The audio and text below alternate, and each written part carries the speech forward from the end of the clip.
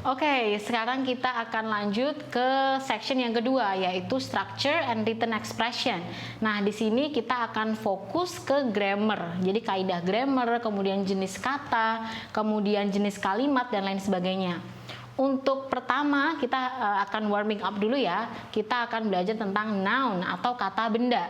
Jadi teman-teman, untuk kata benda sendiri itu bisa kita pelajari dengan cara lebih banyak belajar tentang kosakata dalam bahasa Inggris atau mencatat kata-kata yang sulit ketika menemukannya dalam misalnya film atau buku atau novel gitu. Salah satu triknya, tapi ada juga trik untuk tahu apakah itu kata benda atau itu jenis kata yang lain, yaitu dengan mengetahui noun ending atau ending dari noun tersebut. Karena ada triknya, ada catatan untuk mengetahui bahwa dia itu noun atau tidak. Contoh ya, misalnya ada kata dengan ness misalnya, akhirannya ness. Contohnya ada happiness atau cuteness misalnya. Itu pasti adalah kata benda dengan akhiran ness tersebut. Atau contoh lainnya, misalnya ada akhiran ance, ance, ance ya, ance gitu. Nah, di situ juga salah satu ending dalam kata benda. Ada contohnya performance ataupun acceptance. Performance, akhirannya ance. Ketika ance-nya dihilangkan, kita tinggal ada perform. Nah, perform adalah kata kerja. Jadi akan ada gabungan antara jenis kata yang satu dengan jenis kata yang lainnya. Contoh juga dengan acceptance. Ketika dihilangkan ance-nya, accept adalah kata kerja. Jadi ini sekali mendayung langsung kita tahu ada dua hal gitu. Oh, ternyata kata kerja ditambah dengan ance itu bisa aja jadi kata benda. Nah, untuk salah satu contoh kalimatnya yaitu ini simple ya untuk kalimatnya. Last night, we really appreciated your blah blah blah, although you only practice twice. Nah, di sini kita ada titik-titik. Triknya adalah kita harus tahu what follows and what precedes. Apa yang mengikuti dan apa yang mendahului. Dalam hal ini yang mengikuti adalah although, berarti adalah konjungsi. Jadi kita bisa abaikan karena konjungsi itu merujuk pada anak kalimat. Oke. Nah, kita fokus ke yang mendahului, yaitu your. Your itu adalah sebuah possessive pronoun yang harus possessive adjective yang harus diikuti oleh kata benda. Jadi kita akan cari mana yang kata benda. Jadi A ada perform, B performer, C performance, dan D performing. Nah, ketika kita sudah belajar noun ending, kita akan tahu bahwa perform bukanlah kata benda. Jadi tinggal ada performer dan performance. Karena performing kan juga kata benda kata kerja yang diikuti oleh ing. Tinggal performer dan performance. Kalau diapresiasi berarti adalah penampilannya. Jadi jawaban performance itu yang paling betul. Oke, setelah belajar tentang kata benda yaitu tentang noun ending, kita belajar juga tentang adjective. Di adjective di sini adalah kata sifat. Nah, kata sifat itu biasanya memodify atau menerangkan kata benda. Jadi for example, the good book. Ya, buku yang bagus. Good is adjective dan book adalah buku, kata benda. Jadi buku ini dijelaskan dengan kata sifat good. Jadi saling menjelaskan. Kemudian ketika masuk ke beberapa contoh dari ending dari adjective adalah salah satu atau beberapa diantaranya adalah full. Contohnya ada careful, delightful, ya, ada helpful, beautiful, itu adalah salah satu adjective. Ada juga kita punya os. Contohnya ada dangerous, ya, ada poisonous. Nah, itu adalah salah satu tanda bahwa kata tersebut adalah adjective karena ada akhiran ous. Oke. Nah, ada banyak sekali contoh dari adjective ending di sini. Nanti akan ditampilkan ya. Kemudian contoh kalimatnya, contoh soalnya adalah sebagai berikut.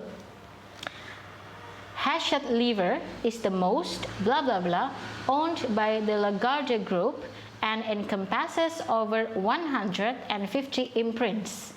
Di situ titik-titiknya adalah didahului oleh most dan diikuti oleh owned. Kalau the most berarti akan merujuk ke kata sifat. Ya, paling. Kalau paling itu kan berarti paling baik atau paling pintar. Berarti setelah paling adalah kata sifat.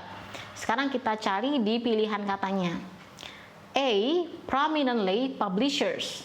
Berarti prominently adalah adverb. Ya, dia adalah kata keterangan. Padahal kita belum sampai membahas kata keterangan. Kemudian ada B, prominent publisher. Prominent dengan akhiran T adalah adjective, diikuti oleh noun, kata benda publisher. Nah, di sini kita bisa tahu bahwa kosakata tersebut atau kaidahnya sudah betul. Adjective menerangkan kata benda dan didahului oleh the most. Jadi jawaban yang paling tepat adalah yang B, prominent publisher. Untuk yang C dan D itu tidak tepat karena diikuti oleh kata benda lalu kata kerja. Kata benda itu tidak bisa menjelaskan kata kerja. Kemudian untuk D, prominently published itu membutuhkan kata benda. Sedangkan setelah titik-titik tidak ada kata benda gitu. Jadi jawabannya adalah yang B. Oke, kita lanjut ke part of speech selanjutnya, yaitu adverb atau kata keterangan. Jadi adverb itu punya 3 fungsi. Fungsi yang pertama adalah menerangkan kata kerja. Jadi misalnya ada kata kerja, kemudian perlu keterangan lebih lanjut, kita pakainya adverb. Kemudian fungsi yang kedua adalah menerangkan kata sifat. Jadi misalnya buku itu sangat bagus. Jadi the book is very good. Good adalah kata sifat dan very adalah kata keterangan. Jadi untuk menekankan bagusnya itu seperti apa gitu. Kemudian yang ketiga adalah adverb yang menjelaskan adverb yang lainnya. Jadi di sini adverb pun bisa menjelaskan adverb yang lainnya gitu. Kemudian untuk contoh dari adverb itu ada 5. Saya mengelompokkannya menjadi 5 topik ya. Ada manner atau cara, place tempat, time waktu, quantity jumlah, dan frequency adalah frekuensi atau intensitas gitu. Nah, untuk keterangan cara contohnya adalah slowly, carefully, quietly, happily. Ya, jadi biasanya berakhiran dengan ly. Biasanya mostly tapi tidak harus. Jadi memang kebanyakan pakai ly. Untuk place-nya kita pakai behind, below, here. Jadi menyatakan bahwa suatu benda itu di sini tempatnya. Itu pakai adverb seperti itu. Kemudian next-nya ada time atau keterangan waktu. Di situ kita ada now, yesterday, today, tonight. Nah, itu adalah salah satu dari contoh keterangan waktu. Kemudian quantity adalah keterangan jumlah. Jumlahnya itu bisa bisa kualitas atau kuantitas di situ. Ada misalnya almost berarti mungkin hampir semuanya. Almost all students. Jadi tidak semuanya, tapi hampir semuanya. Itu pakai adverb of quantity. Untuk next-nya adalah frequency. Nah, di sini adalah menyatakan waktunya. Contohnya ada sometimes, we have always, and then seldom, usually, occasionally, dan lain sebagainya. Jadi kita bisa gunakan adverb tersebut untuk menjelaskan verb, kemudian adjective, lalu adverb yang lainnya. Oke, untuk part of speech lainnya kita mengenal adanya pronoun atau kata ganti.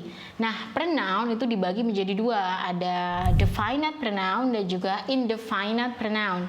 Kalau definite pronoun berarti sudah jelas pronounnya itu merujuk ke siapa atau menggantikan apa. Contohnya ada subjective pronoun seperti I, you, she, he, it. Kemudian we, they, itu adalah subjective pronoun. Untuk yang kedua adalah objective pronoun. Ada me, you, us, kemudian them, her, his, ada juga it. Ya, itu ada objective pronoun. Berarti dia posisinya sebagai objek. Next ada possessive adjective. Jadi kepemilikan yang harus diikuti oleh kata benda. Ada my, your, our, their, her, dan juga his. It juga masuk ya untuk it. It juga biasanya untuk peruntukan untuk benda mati maupun binatang dan tanaman gitu. Kemudian next ada possessive pronoun. Di situ menyatakan kepemilikan tapi tidak boleh diikuti oleh kata benda. Jadi for example, that handphone is mine. Jadi stop sampai di situ, tidak ada kata benda yang lain lagi.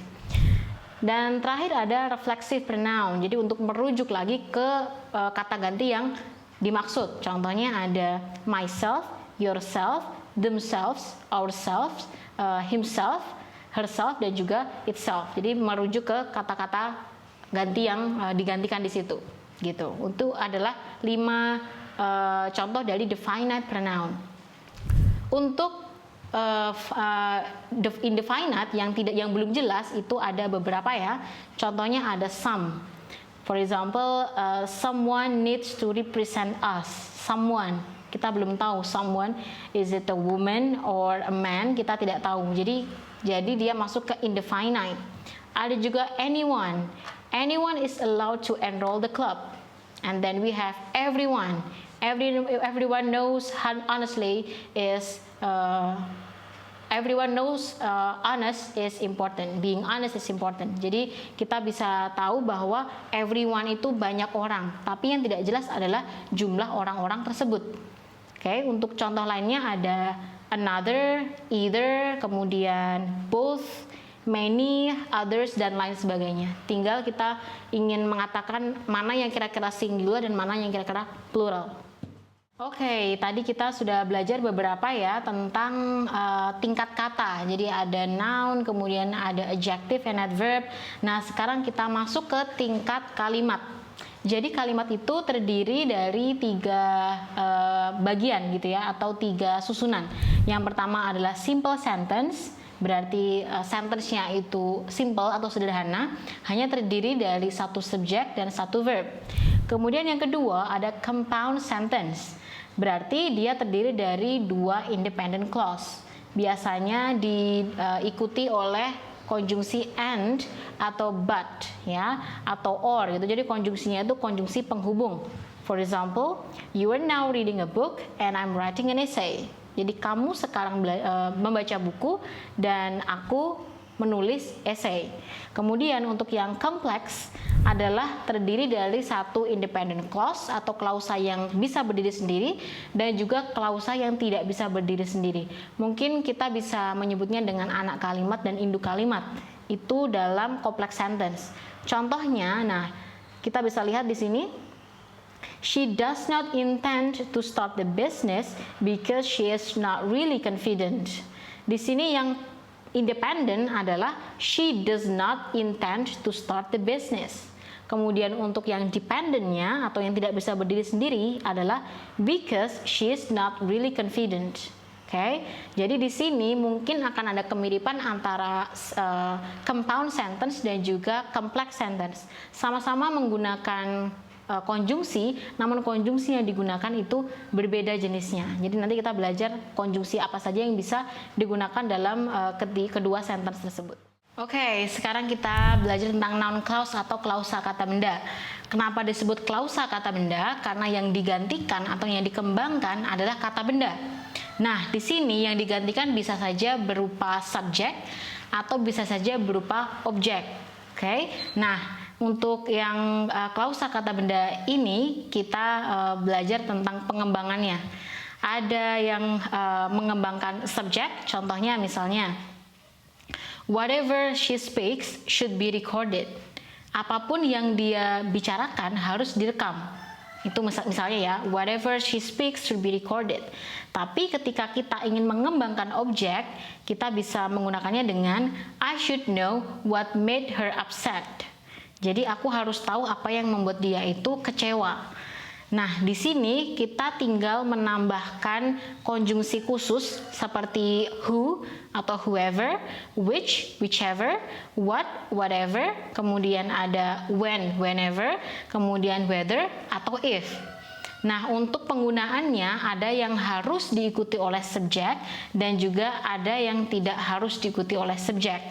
Jadi kalau misalnya yang diikuti subjek bisa berupa I should know what she did yesterday. Aku harus tahu apa yang dia lakukan kemarin. Subjek dalam anak kalimatnya adalah she. Tapi ketika kita ingin menghilangkan subjeknya bisa berupa tadi I should know what made her upset. Jadi what made her upset itu what adalah konjungsi dan made langsung ke verb. Jadi itu perbedaan antara penggunaan subjek dalam konjungsi. Ya, jadi kita harus tahu apakah konjungsi tersebut perlu subjek atau tidak, tergantung dari makna dan konteks kalimat. Oke, untuk selanjutnya adalah adjective clause. Kenapa dia disebut adjective? Karena dia menerangkan kata benda yang sudah ada. Jadi misalnya kita punya subjek, verb, dan objek, dan ingin menerangkan objek itu lebih lanjut, maka kita pakai adjective clause. Dan untuk konjungsinya bisa pakai whom, which, that, dan juga who. Dan contoh kalimatnya, I know the man whom you met yesterday. Jadi sudah ada susunan I know the man. Aku tahu pria. Pria yang apa? Oh, pria yang kamu temui kemarin. Gitu contohnya. Kemudian untuk konjungsi yang lain, misalnya which ya, which I borrow the books which you bought. Ya, aku meminjam buku yang kamu beli. I borrow the books. Sudah lengkap sentence-nya. Kemudian kita ingin menerangkan the books lebih lanjut dengan kata-kata adjective clause seperti which you bought. Which itu menerangkan the books. Dan you bought itu adalah keterangan dari konjungsi tersebut. Itu contoh dari adjective clause. Kemudian untuk adverb clause itu bisa pakai konjungsi yang lain. Jadi antara noun clause, adjective clause, dan adverb clause itu dibedakan dengan konjungsi yang dipakai. Dan masing-masing itu punya bagian-bagian yang harus dihilangkan atau tidak. Jadi mungkin saja pakai subjek, bisa saja tidak pakai subjek, langsung ke verb. Untuk contoh dari adverb clause yaitu we can get some soft drinks as long as the store is open late.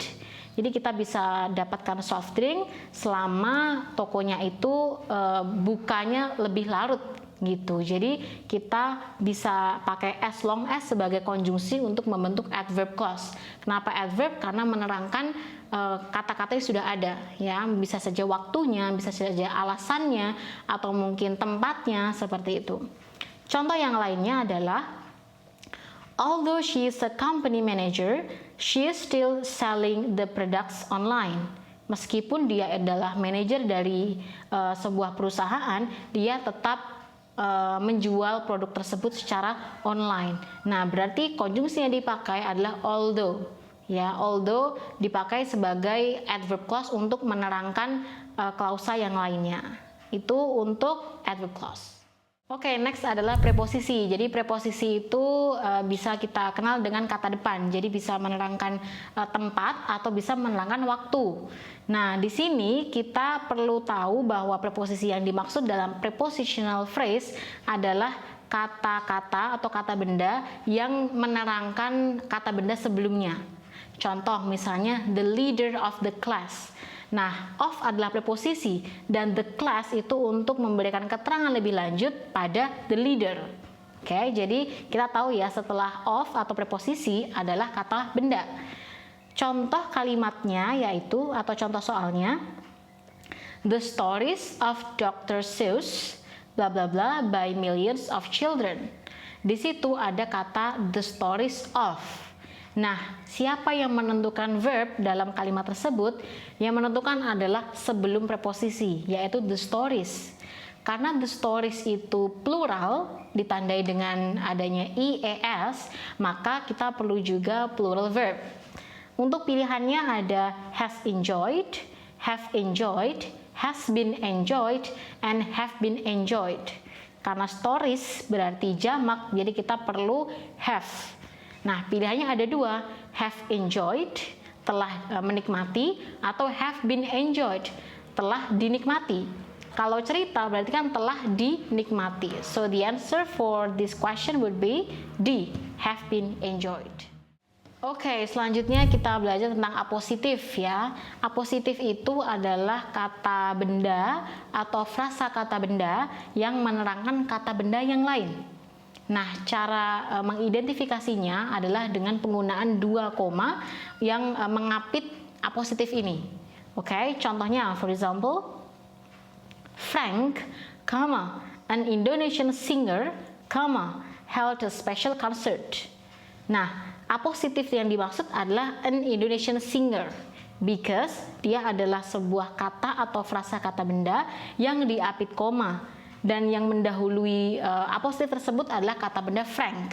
Jadi Frank ini dijelaskan dengan kata an Indonesian singer. Lalu untuk penggunaannya dalam kalimat, apositif ini dia tidak menentukan verb. Jadi yang menentukan verb tetap subjek. Dia hanya menerangkan atau memberikan tambahan pada subjek tersebut. Misalnya apositif dihapus pun sentence-nya tetap meaningful karena dia tidak mempengaruhi verb sama sekali. Oke. Untuk contoh question-nya, di sini kita pakai Hiram Revels, bla bla bla, served as senator from Mississippi. Nah, di sini sudah ada Hiram Revels, kemudian ada blanks yang diapit koma. Untuk opsi A ada which is the first black member of the United States Senate. Jadi ada which, padahal which itu tidak bisa digunakan pada apositif. Kemudian next B, United States Senate, that is. Nah, di situ ada verb, padahal apositif tidak mengandung verb. Next ada C, the first black member of the United States Senate. Nah, di situ purely hanya kata benda dan frasa kata benda. Jadi jawaban yang paling tepat adalah yang C, the first black member of the United States Senate. Oke, untuk yang selanjutnya ada parallel structure atau struktur paralel. Jadi di sini akan ada beberapa kata atau kalimat yang dihubungkan dengan konjungsi. Nah, karena dihubungkan berarti dianggap setara. Kita harus identify dan make sure bahwa kata yang klausa atau kalimat yang ada di depan konjungsi itu setara dengan kalimat yang ada di belakang konjungsi. Contohnya, contoh konjungsinya adalah and, but, dan or, ya, dan, tapi, atau. Untuk sentence-nya, the officer allows the applicants to submit the forms and let them leave the room. Di situ ada kata and, dan sebelum kata and ada kata to submit the forms. Submit sebagai verb 0. Jadi untuk setelah and-nya harus verb 0 juga. Jadi pakai let. Oke, jadi untuk and, but, or atau para structure kita harus identify apakah sebelumnya itu sama dengan setelahnya. Nah, cara mengidentifikasinya seperti apa? Kita bisa tahu di and itu apakah ada kata benda. Jika memang itu yang harus paralel, maka yang setelah konjungsi harus kata benda juga. Begitu juga dengan adjective, juga harus berpasangan dengan adjective. Adverb dengan adverb. Lalu untuk kata kerja, biasanya harus sama tensesnya. Jadi misalnya ada kata I like writing, atau misalnya I go to the office misalnya, itu harus berpasangan dengan kata kerja yang tensesnya sama. Oke. Contoh yang lainnya adalah seperti ini. I told you to join the English course or the sport club. The English course adalah frasa kata benda. Jadi ketika diikuti oleh and, maka yang mengikuti juga harus frasa kata benda. In this case is the sport club. Oke, jadi kita bisa mengidentifikasi pada structure menggunakan konjungsi yang dipakai, lalu melihat yang mengikuti konjungsi tersebut dan yang mendahului konjungsi tersebut. Oke, ini untuk materi terakhir pada structure ada inverted structure atau invert gitu, terbalik. Atau struktur kebalikan. Kenapa disebut kebalik? Karena sentence biasanya itu polanya adalah subject diikuti oleh verb. Tapi untuk invert itu biasanya verb akan datang sebelum subject. Jadi perbedaannya ada di hal tersebut. Nah, beberapa dari invert structure itu ada part negatif. Misalnya negatif itu ditandai dengan not only, seldom, no way, or rarely, barely, no sooner, little, dan lain sebagainya. Ketika ada kata-kata negatif tersebut di depan kalimat, maka setelah itu adalah verb. Okay, for example, not only do I learn how to sing, but I also learn how to play guitar. Nah, yang paling depan adalah not only. Jadi setelah not only kita berikan auxiliary do. Kenapa harus do? Karena kata kerja yang mengikutinya adalah learn. Learn di situ adalah verb 1. Jadi kita pakai do. Kalau di setelahnya ada learn sebagai verb 2, kita pakai did. Oke. Jadi kita harus menyesuaikan auxiliary apa yang tepat dengan mengetahui atau identify dari kata kerja setelahnya. Oke, itu adalah salah satu contoh dari inverted structure. Oke, kita lanjut ke skill yang ketiga, yaitu reading comprehension. Jadi urutan dari TOEFL itu memang urut dari listening, kemudian structure, baru reading comprehension yang paling terakhir. Tapi harus hati-hati karena meskipun terakhir, tapi di sini menuntut konsentrasi. Kenapa? Karena teksnya itu terdiri dari beberapa paragraf dan semua itu ilmiah gitu, jadi akademis. Jadi tidak ada misalnya jarang sekali muncul teks yang menceritakan tentang pengalaman orang misalnya berlibur kemana atau misalnya mengerjakan tugas, itu jarang sekali. Biasanya teks yang muncul itu berkisar antara sejarah atau astronomi atau bisa ekonomi juga. Jadi betul-betul teks yang merujuk pada bidang tertentu. Nah, untuk strategi yang pertama yaitu main idea. Ini adalah questions yang pasti ada dalam setiap teks TOEFL. Oke, tapi namanya main idea, tapi questionsnya itu ada banyak sekali perkembangannya. Ya, bisa kita simak beberapa questions yang menanyakan main idea, tapi dengan penulisan yang berbeda. Contohnya adalah what is the topic of the passage? Apa topik dari teks tersebut? Topik itu biasanya merujuk pada frasa kata benda, ya. Jadi topiknya apa? Misalnya topiknya economic or business English misalnya, atau topik-topik yang lain yang berbentuk frasa kata benda. Oke. Untuk yang kedua, what is the subject of the passage? Subjeknya apa? Subjek di sini bukan pelaku, tapi masuk ke ide apa yang diangkat pada teks tersebut. Yang ketiga adalah what is the main idea of the passage. Jadi ini yang paling common, paling biasa dalam teks TOEFL. Apa ide pokok dari teks tersebut. Untuk keempat adalah what is the author's main point. Poin utama dari aktor tersebut adalah apa gitu. Jadi kita bisa cari tahu juga dengan main idea. Untuk kelima adalah what is the author primarily concerned. Apa yang menjadi perhatian utama dari penulis gitu. Jadi pertanyaan tersebut meskipun berbeda-beda, tapi fungsinya atau tujuannya juga sama, yaitu main idea. Oke. Kemudian untuk strategi umumnya untuk mencari main idea adalah dengan membaca keseluruhan, lalu kita cari manakah topik yang selalu dibahas di setiap paragraf. Kalau topik yang Anda pilih itu adalah hanya dibahas di paragraf 2 atau paragraf 4 misalnya, berarti harus cek lagi apakah dia main idea atau bukan. Tapi ketika dibahas terus di 1, paragraf 2, paragraf 3, dan 4, maka dia adalah bisa jadi adalah main idenya. Oke, itu adalah strategi yang pertama. Oke, untuk strategi yang kedua adalah idea organization atau susunan ide. Nah, di sini kita harus paham dulu apa yang dibicarakan dalam passage tersebut. Karena untuk susunan ide ini tidak akan bisa kita jawab kalau kita tidak tahu konteks dan topik yang diangkat. Oke. Nah, contoh questions dalam model ini atau susunan ide ini yaitu how is the information in the passage organized? Bagaimana informasi dalam teks tersebut disusun?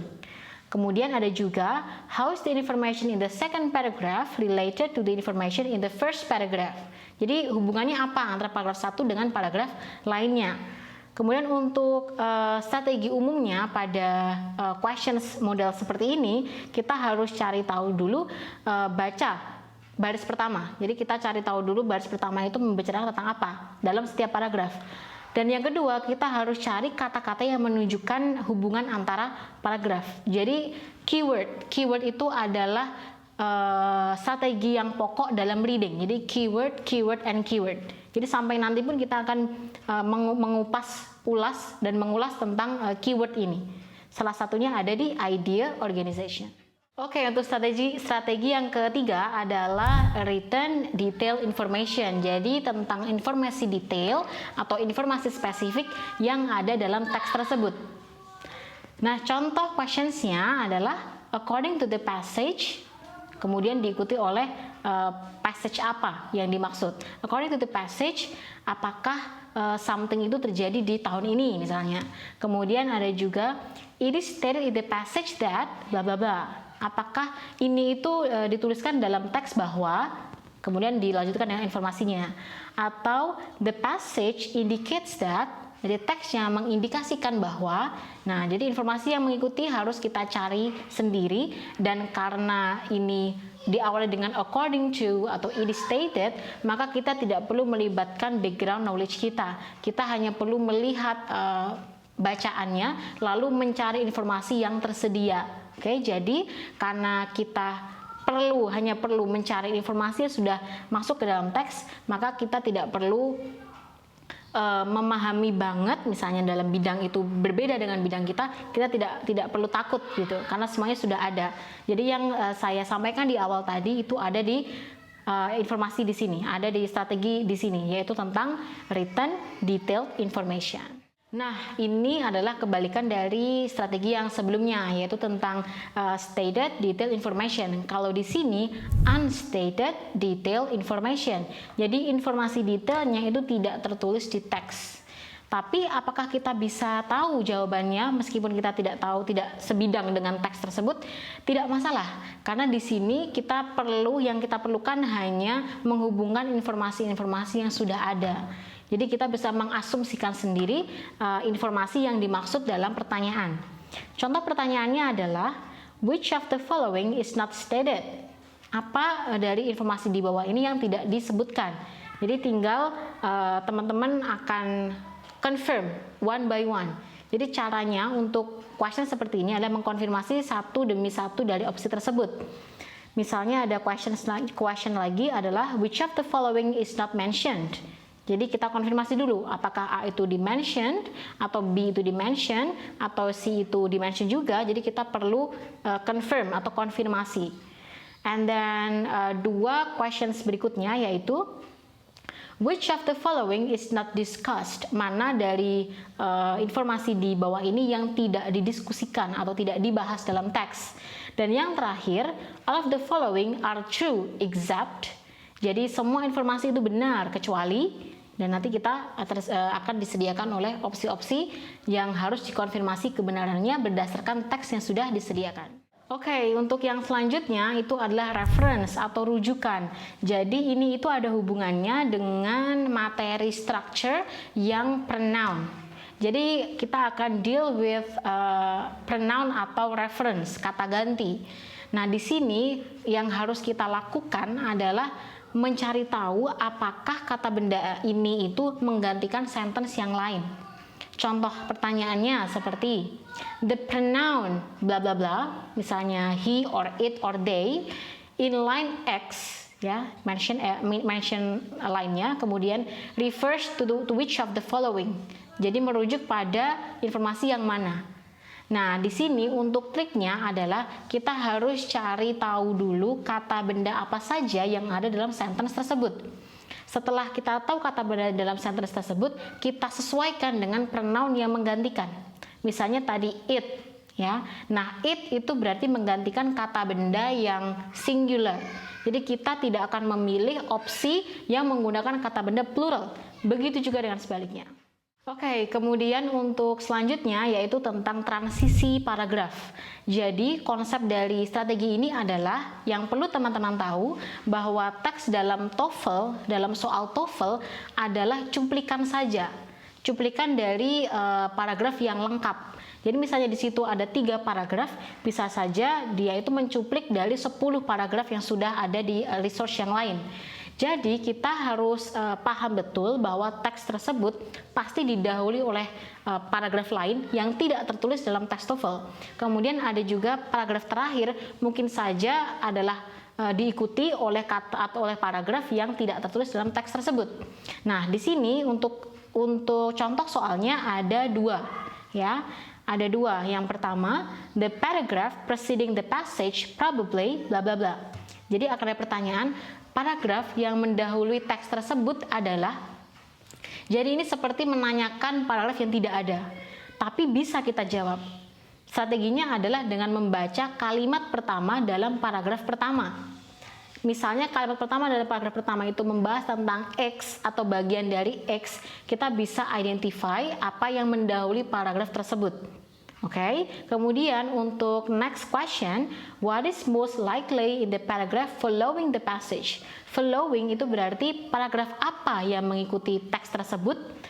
Juga sama, dia menanyakan sesuatu yang tidak tertulis dalam soal, tapi bisa kita jawab.